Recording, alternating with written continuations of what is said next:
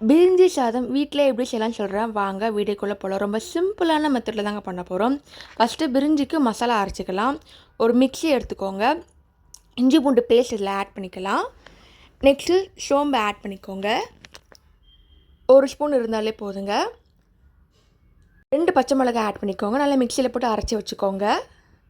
Next ஒரு கடாய் எடுத்துக்கோங்க. கொஞ்சமாக நெய் ஆட் பண்ணிக்கோங்க. லைட்டாக எண்ணெயும் ஆட் பண்ணிக்கோங்க. நெக்ஸ்ட் இதில் வதக்க போகிறோம்.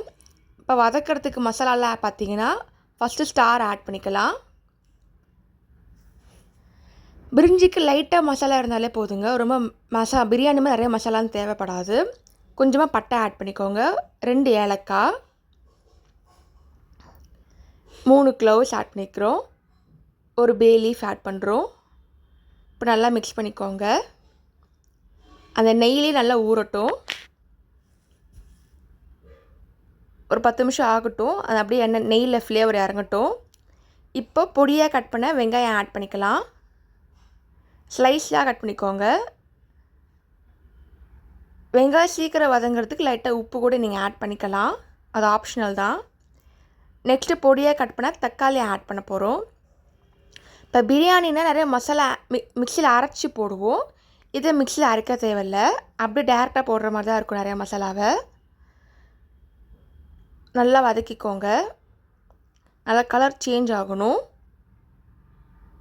இப்போ நம்ம அரைச்ச அந்த பச்சை மிளகாய் பேஸ்ட்டில் ஆட் பண்ணிக்கலாம்.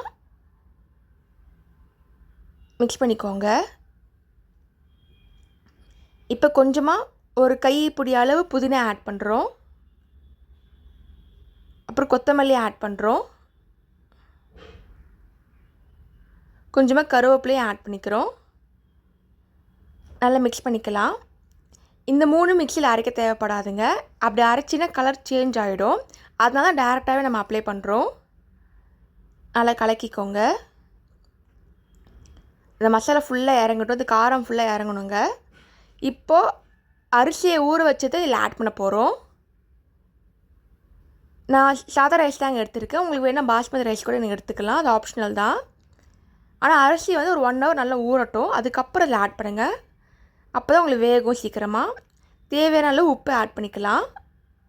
அரிசி வேகிற அளவுக்கு தண்ணி இதில் ஆட் பண்ணிக்கலாம். ஒரு 10 நிமிஷம் நல்லா குக்கரில் வேக வைங்க. வெந்துடும்.